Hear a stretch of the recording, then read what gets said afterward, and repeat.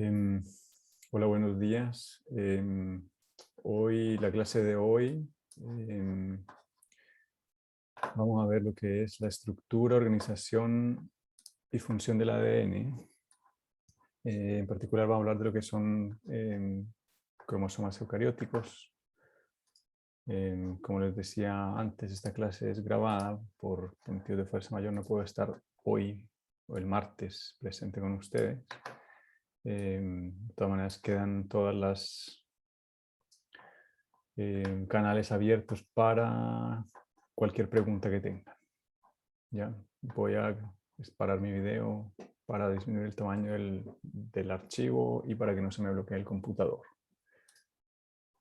Muy bien, entonces vamos a hablar de estructura, organización y función del DNA y de estructura de los cromosomas. Y vamos a empezar hablando un poco de cómo llegamos a descubrir que el ADN o que el material hereditario estaba en los cromosomas. ¿Ya? Esto sucedió hace ya un rato, en 1868 fueron los primeros indicios, donde un médico suizo, Johann Friedrich Nielsen, aisló células de pus, a partir del pus de heridas de pacientes, ¿no? Estos eran glóbulos blancos, los cuales se trató con una sustancia, una enzima llamada pepsina, y a partir de eso, él recuperaba una sustancia ácida que era rica en fósforo y nitrógeno, y él la llamó nucleína porque estaba presente en estos glóbulos blancos, ¿no?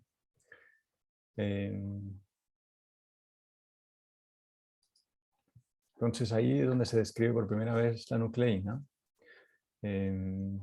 La constitución de la nucleína solamente fue descubierta en los años 1940 ya, de que eran polinucleótidos, lo que conformaba eso, cadenas. Y el rol del ácido nucleítico como almacenador y transmisor del material genético solo se estableció en el 44, ¿ya? Y solo hasta 1953 fue que se descubrió la estructura del DNA como tal. Durante todo este tiempo, ¿cierto? Se sabía que ese material genético fuese el que fuese, ya dadas las leyes de Mendel, tenía que cumplir tres condiciones, ¿no? Tenía que ser transmisible, debía controlar la expresión de rasgos y debía poder sufrir cambios, ¿cierto? Para poder explicar la variación entre individuos dentro de una especie que se observaba, ¿no? En otras palabras, tenía que poder replicarse, tenía que ser responsable de la expresión génica y tenía que poder mutar, ¿ya? Como les digo, durante mucho tiempo, hoy en día sabemos que el ADN es el responsable del material genético, que está en el núcleo, en las células eucariotes, ¿cierto? Tanto animales como de vegetales, ¿cierto? Que está en un cromosoma en las células procariontas, que hay otras organelas como los cloroplastos y la mitocondria que también tienen su propio DNA, pero esto durante mucho tiempo no se supo, ¿cierto? Y a medida que avanzaban los estudios de microscopía, habían varias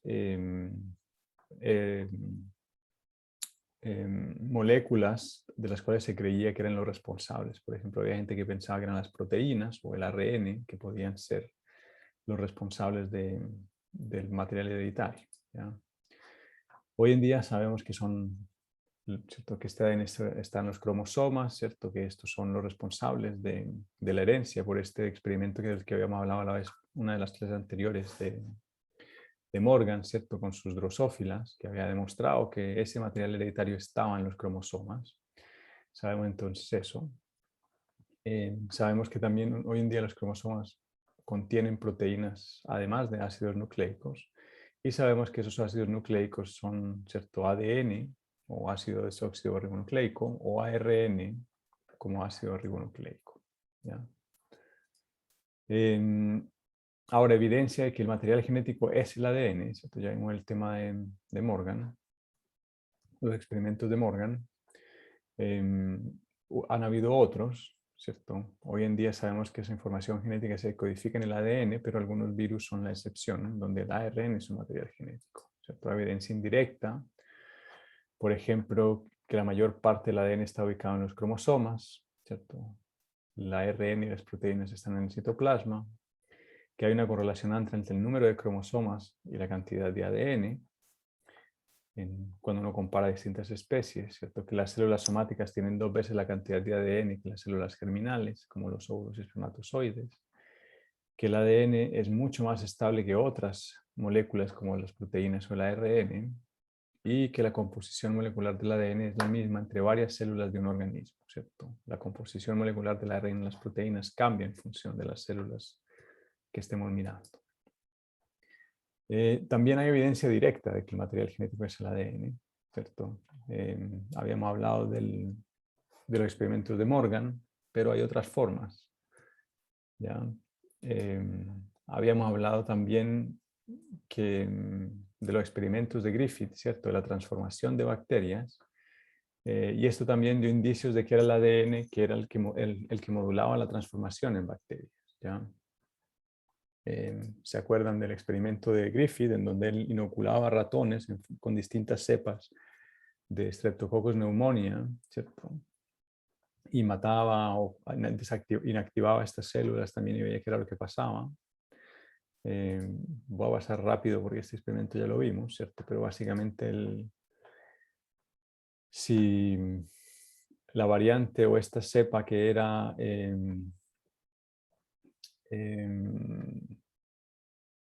que causaba la neumonía, era inyectar en el ratón se moría, ¿cierto? Si él inactivaba estas bacterias con calor, él no le pasaba nada al ratón, y si él ponía la otra cepa que no causaba neumonía y la mezclaba con esta cepa inactivada, había una transformación, ¿cierto?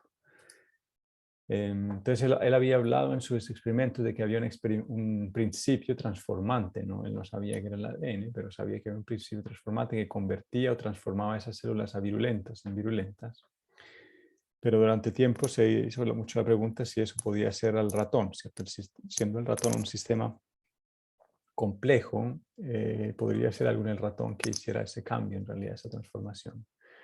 Es otro experimento, ¿cierto? Después, más tarde, en los años 30, Richard Sia y Martin Dawson hicieron el mismo experimento, pero esta vez in vitro. ¿Ya? Lo que hacían era cultivar las células que no eran virulentas, ya las cultivaban y veían en una caja de Petri, ¿cierto? Que crecían esas tal cual. Si tomaban las que eran virulentas, ya, y las mataban con calor y después cultivaban, pues no había crecimiento bacteriano porque habían matado a esas células. Después si hacían la mezcla, la famosa mezcla entre células virulentas, no avirulentas, ¿cierto? Y las virulentas pero que habían sido tratadas con calor, veían que había esta transformación, ¿cierto? De las células avirulentas en virulentas. ¿Ya? Entonces eso fue una forma de mostrar, eliminando el problema del ratón, que efectivamente había una transformación bacteriana, ¿cierto? Ahora luego había que seguir y ver cuál era el elemento de las células muertas tipo 3 que era responsable de esa transformación, ¿cierto? Y habían, como les decía, varios candidatos.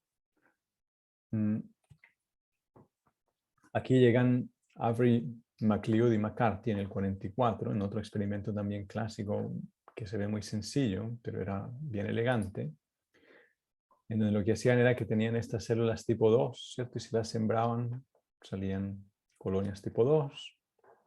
Si utilizaban solamente el DNA, extraían el DNA de estas células y lo sembraban en un plato Petri, no había colonias, obviamente.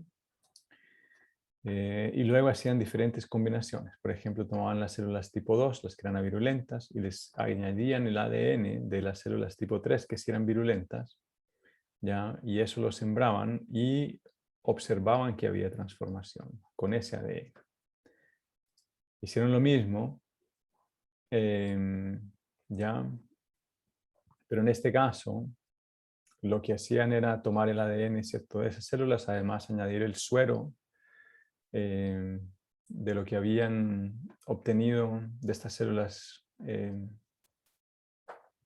que tenían proteínas y otros elementos, ¿cierto? Y le echaban una proteasa que va a degradar todo lo que eran proteínas y observaban que sí había transformación. Es decir, ahí eliminaban, decían que no eran las proteínas. Hacían lo mismo, ¿cierto? En este caso añadían RNasa y el resultado era que también había transformación, ¿ya? Y al final, solamente cuando hacían todo este procedimiento, pero añadían una DNasa, que degrada el DNA, veían que no había transformación, no habían colonias, ¿ya? Entonces acá se daban cuenta, efectivamente, que era el DNA el responsable de esta transformación, ¿ya? Con esos experimentos. Otro experimento famoso, ¿cierto? Es de Alfred Hershey, que fue premio Nobel en el 69, y Martha Chase, que demostraron que en el bacteriófago T2, ¿cierto? El material genético era un virus también. Y lo hicieron con unos experimentos muy interesantes. Ya ellos sabían que, por ejemplo, el DNA es una molécula que es rica en fósforo, pero no tiene azufre. Y las proteínas que conforman toda esta cápsula del virus son ricas en azufre, ¿ya? Y no tienen casi nada de fósforo. Entonces lo que ellos hicieron fue utilizar isótopos radioactivos de estos dos elementos, de fósforo y de azufre. En un primer experimento lo que hicieron fue crecer estos fagos en presencia de fósforo radioactivo, que fue obviamente integrado en su DNA. Tomaban estos fagos que tenían en su ADN con fósforo radioactivo, infectaban células de bacterias, esperaban 10 minutos, ¿ya? Una vez que había infección, ellos metían esto a la licuadora y eso hacía que se soltaran todas las cápsulas que habían logrado infectar a la célula, ¿ya? Y después centrifugaban. De esa forma, al separarse, ¿cierto? Las bacterias que son más grandes y más pesadas iban al fondo del tubo y las cápsulas de los virus que son más pequeñas se quedaban en suspensión. Y ahí veían, por ejemplo, que todo el material radiactivo estaba en el pellet abajo, después de centrifugar. Es decir, este fago había transferido su ADN al interior de las células, ¿ya? Y lo otro que hacían, ¿cierto? Era lo mismo, pero esta vez, en vez de marcar el ADN del fago, eran las proteínas, ¿cierto? Utilizando azufre radioactivo. Y en este caso lo que veían ellos era que al hacer todo el proceso quedaba el sobrenadante radioactivo más el pellet que no tenía casi radioactividad, ¿ya? Es decir, las proteínas no pasaban al interior de la célula bacteriana, ¿ya? Esto fue otra forma de demostrar que era el ADN el que estaba siendo el material genético de estos virus. Y como les decía, en algunos casos, en algunos virus, no hay ADN, sino que son ARN más proteínas, ¿cierto? Esto llaman retrovirus. Hay varios de ellos. Los más conocidos, más estudiados, son el virus del mosaico del tabaco, que causa esta enfermedad en el tabaco, y el virus del SIDA, ¿cierto? Que ustedes ya han oído mucho hablar de él. Y en el 1957, este señor, o este par de señores, Frankel y Conrad, demostraron que en el virus del tabaco era el ARN el material genético, ¿cierto? Y lo que hicieron era aislar dos cepas distintas de este virus, que se llamaban cepa A y B, ¿ya? Porque se podía reconocer fácilmente por el tipo de proteínas que estos virus tienen, que conforman su cápside. Y lo que hacían ellos era degradar estos virus, ¿cierto? Aislar el ARN del uno y el ARN del otro y hacer virus híbridos, ¿ya? Entonces, es decir, por ejemplo, hacían un virus que tenía la proteína, la cápside proteica del virus B, pero tenía el RNA del virus A, y con esos virus reconstituidos infectaban hojas de tabaco y veían qué pasaba, ¿ya? Entonces se dieron cuenta que, por ejemplo, si este virus reconstituido tenía el RNA A, los virus que salían de esa infección tenían las proteínas A, ¿cierto? Y era porque el RNA era el material genético de este virus, ¿ya? Entonces, eso en cuanto a cómo llegamos a entender que eran estos materiales, que el ADN y el ARN eran el material genético responsables de la herencia, ¿no? Ahora, hoy vamos a hablar un poquitico de lo que es la estructura del ADN y el ARN. Estos ciertos ácidos desoxirribonucleicos están compuestos por un grupo fosfato, ¿ya? Están compuestos por una azúcar, ya sea ribosa o desoxirribosa, ¿cierto? Ribosa en el RNA y desoxirribosa en el DNA. y están compuestos por una base nitrogenada. ¿Ya? Estas pueden ser de un solo anillo y se llaman pirimidinas. ¿Ya? Y hay tres tipos: uracilo, citosina y timina. ¿Ya? El uracilo solo está presente en el RNA, con algunas raras excepciones, y citosina y timina están citosina está tanto en RNA como en DNA, y timina está solamente en DNA. Y la otra, que son las pirimidinas, ya que son estos anillos dobles, donde tenemos adenina y guanina. Entonces, todos estos elementos, ¿cierto? La unión de un grupo fosfato con un azúcar, con una base nitrogenada, es lo que se conocen como desoxirribonucleótidos. Aquí tenemos, por ejemplo, desoxitimidin monofosfato, ¿cierto? De ese nombre se llaman DTP, DTMP, CMP, etcétera, es como se conoce. Y esos son los bloques de la cadena de ADN o de ARN, ¿ya? ¿Cierto? Entonces, hoy en día sabemos que la estructura de una cadena polinucleotídica ya está compuesta por estos desoxirribonucleótidos unidos a través, ¿cierto? Pues de un carbón de un azúcar, ya mediante al fósforo del siguiente, mediante un enlace fosfodiéster. Ya ahí tienen una polaridad, es decir, estas cadenas van creciendo en sentido 5', 3', que indican el carbono del azúcar unido con el carbono de la siguiente, perdón, ya, mediante este grupo fosfato.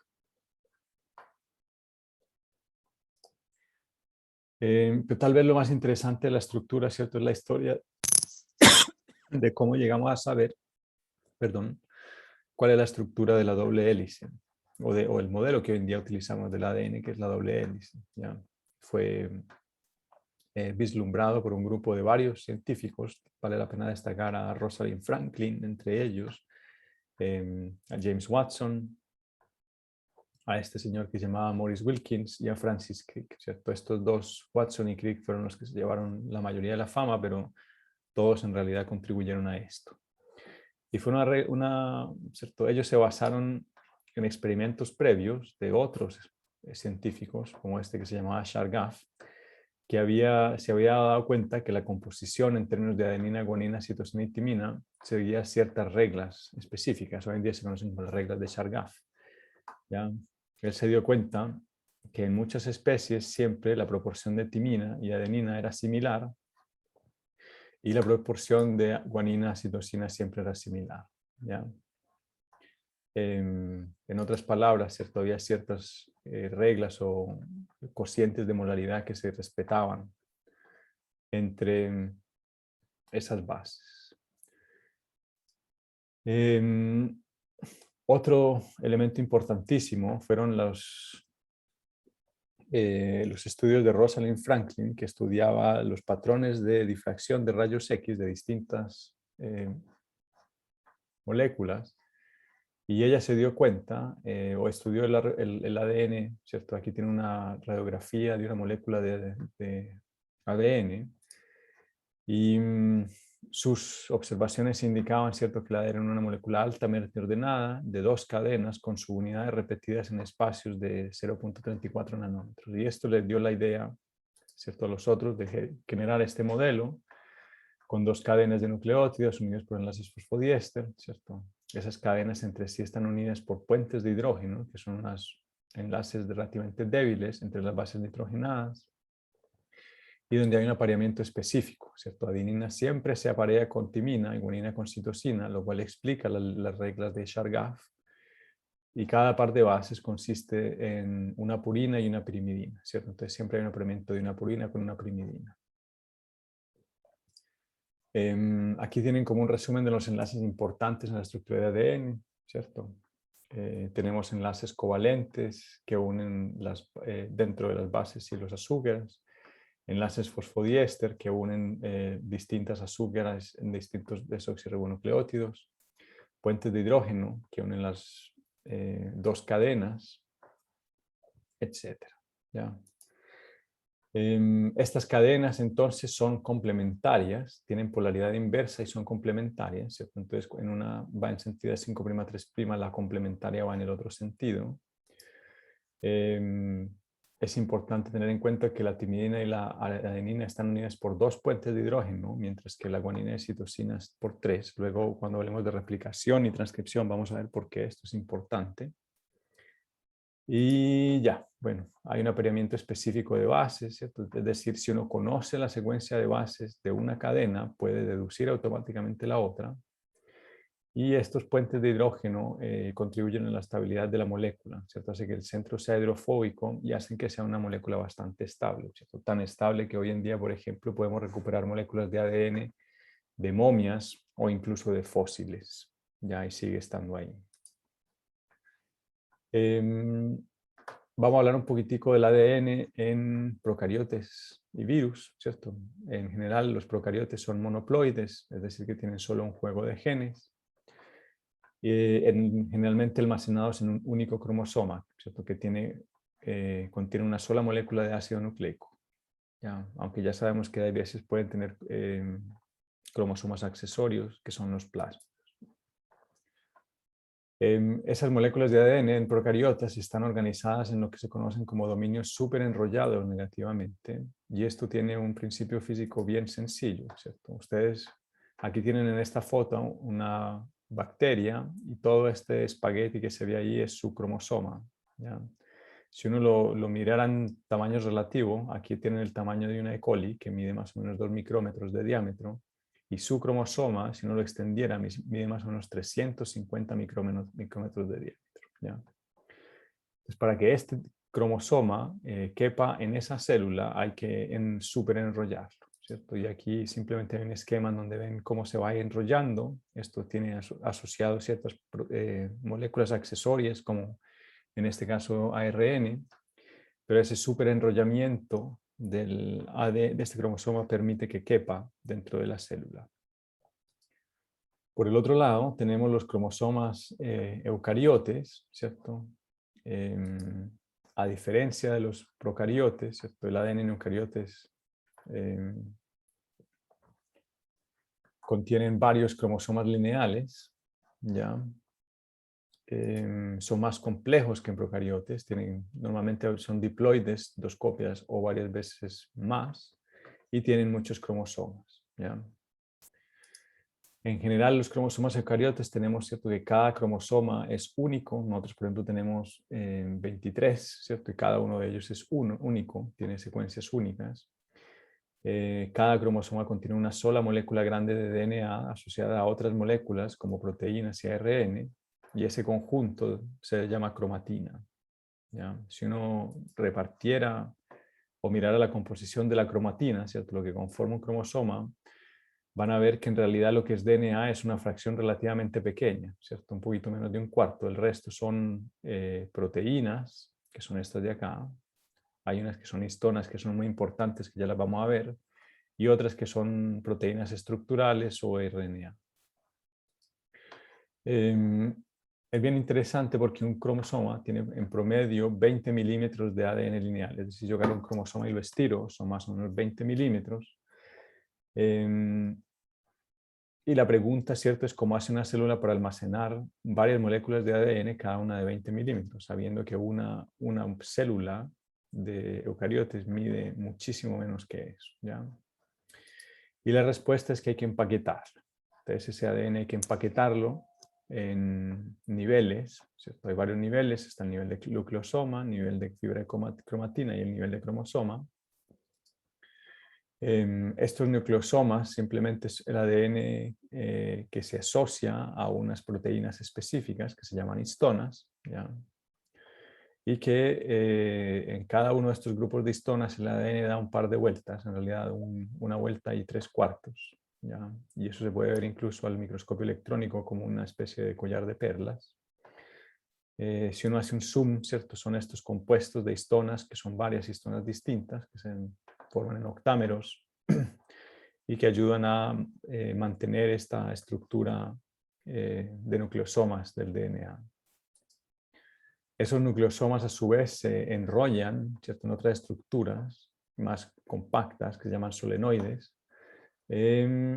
Y a su vez, ¿cierto? Esas fibras que se conocen como fibras de cromatina, y a su vez esas fibras de cromatina eventualmente se enrollan en lo que son cromosomas, ¿cierto? Aquí tienen un cromosoma metafásico donde se pueden ver estas fibras de cromatina.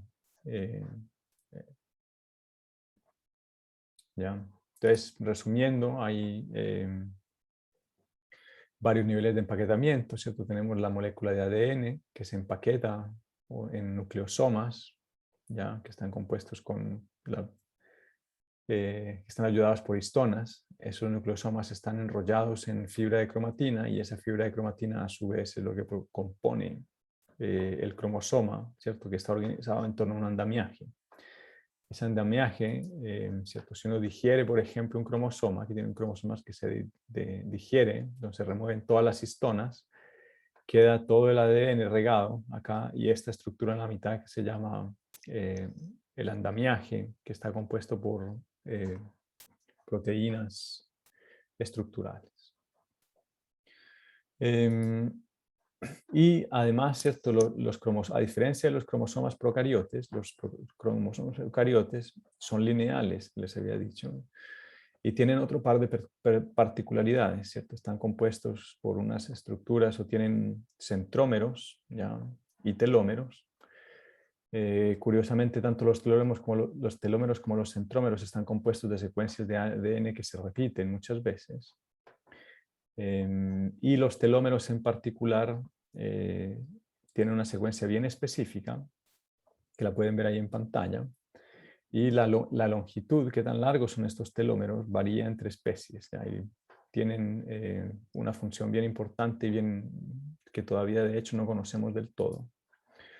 Aquí tienen otra foto que muestra, por ejemplo, estos cromosomas que están teñidos con amarillo son secuencias satélites, ¿cierto? Es decir, secuencias cortas, más o menos de 170 pares de bases, que se repiten muchas veces, ¿ya? Y eso está en los centrómeros y está asociado, ¿cierto?, a la ayuda de la disyunción de estos cromosomas durante la meiosis y la mitosis.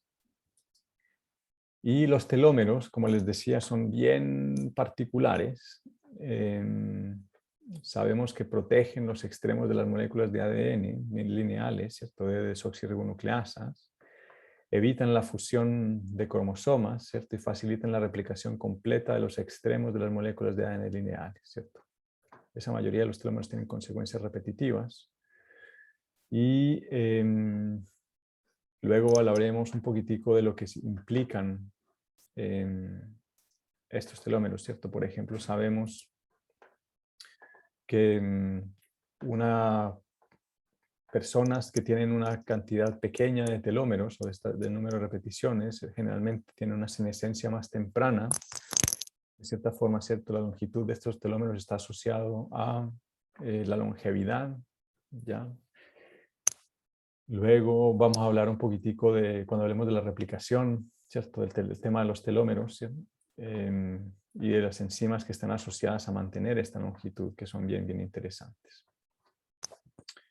Entonces, eso era por hoy. Recuerden que cualquier pregunta que tengan van a estar las monitoras de la clase conectadas el martes para resolver cualquier duda, y también están los canales normales, ¿cierto? El chat, el Cibeduc y mi correo electrónico. Eso por hoy y nos vemos el próximo jueves. Entonces, y que tengan un buen día.